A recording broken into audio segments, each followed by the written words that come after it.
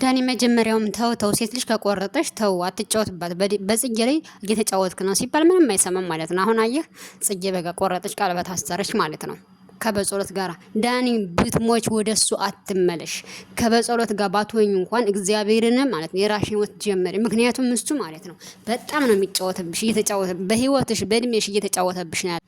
በህይወትሽ በእድሜሽ በሁሉ ነገርሽ እየተጫወተብሽ ነው። ስለዚህ ማለት ነው ሁለተኛ ካሱ ወደሱ እንዳትመለሽ ማለት ነው። ምክንያቱም እሱ የሆነ ቁም ነገር ያለው ሰው አይደለም። በቃ ሁሉ ጊዜ ባንቺ ያሾፋል፣ ባንቺ ቀልዳል፣ ያንቺ መጫወቻ ሆነች ላንቺ ማለት ነው፣ ጊዜ ማሳለፊያ ሆነሽ። ስለዚህ ሴት ልጅ ደግሞ እድሜዋ ከሄደ ነው። ስለዚህ አንቺ ከሱ ጋራ ከበጸሎት ጋራ ቀጥ ሁለተኛ እንዳትመለሽ። ለምን እሱ በጣም ክፉ፣ በቃ አጭር ሰው ክፉ ማለት ነው።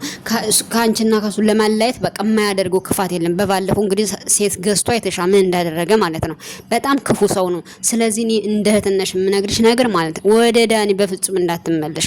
እኛም መክረንህ ነበር። ተው ተቀየር፣ ቀለበት አድርግላት፣ የራሳችን ህይወት ነው፣ እንደማንኛውም ሶሻል ሚዲያ ተጠቃሚ ህይወታችን ኑሮ ሲባል አይሰማም። በቃ እሺ ይላል። ከዛ በኋላ በቃ ምክንያቱም ትዳር ይፈራል እሱ